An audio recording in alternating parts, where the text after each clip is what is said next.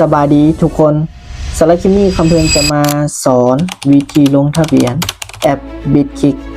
เป็นแอปที่ใช้ซื้อขายคริปโตและเทรดเป็นแอปของคนลาวถูกต้องตามกฎหมายเดี๋ยวเป็นแนวใดนั่นเฮามาติดตามนำกันสำหรับวิธีสมัครแม่นมีอยู่2รูปแบบ1สมัครผ่านลิงก์โดยมีคนที่แนะนำ2ก็คือสมัครด้วยตัวเองสำหรับวันนี้คำเพิ่นจะมาแนะนำวิธีสมัครด้วยตัวเองเดี๋ยวเป็นแนวใดนั่นเดี๋ยวเรามาติดตามนำกันก่อนอื่นให้ทุกคนไปดาวน์โหลดแอป Bitkick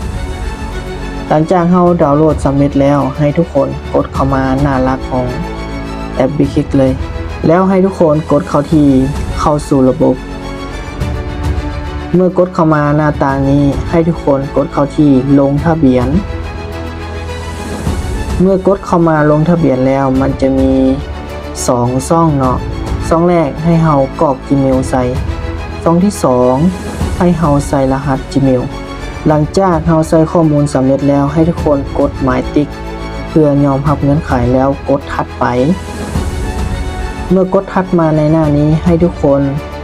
ใส่ชื่อผู้ใช้เนาะเฮาตั้งเท่าใดก็ได้ทุกคน8ตัวขึ้นไปหลังจากเราสร้างชื่อผู้ใช้สำเร็จแล้วให้ทุกคนกดถัดไปเมื่อเรากดถัดมาอยู่หน้านี้แล้วให้ทุกคนรอรหัสยืนยันจาก Gmail มันจะส่งมาให้เดี๋ยวเรารอน้ำกันทุกคนโอเคเนาะตอนนี้ก็ได้ส่งเข้ามาแล้วทุกคนเดี๋ยวเราจะไปเอารหัส OTP ส่งมาจาก Gmail เนาะเมื่อเรากดเข้ามาแล้วให้ทุกคนไปคัดลอกเอารหัส6ตัวเนาะเมื่อคัดลอกสำเร็จแล้วให้เรากลับมาที่ Bitkick แล้ววางรหัสใส่หลังจากวางรหัสเสร็จแล้วให้ทุกคนกดเข้าไปคำว่ากดสอบแล้วเราทานนึงทุกคนก็ถือว่าสำเร็จทุกคนเราลงทะเบียนสำเร็จแล้วเนาะเดี๋ยวเราจะไปเบิ่งว่าบัญชีเราเปิดสำเร็จบ่ให้ทุกคนกดเข้าไปที่เป็นรูปโปรไฟล์อยู่ทางถึงขวามือเนาะเมื่อเรากดเข้ามามันจะเห็นนะทุกคนเนาะ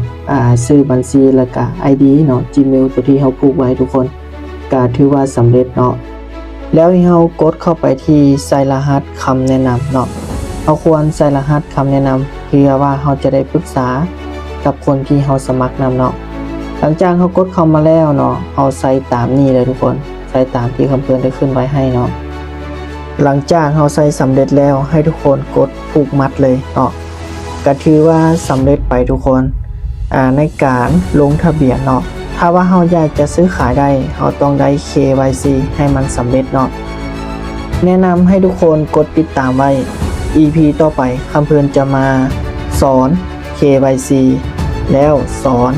ซื้อขายเหรียญใน Bitkick สำหรับคลิปนี้คำเพื่อนบ่ได้มาสักส่วนไผมาสมัครแต่อย่างใด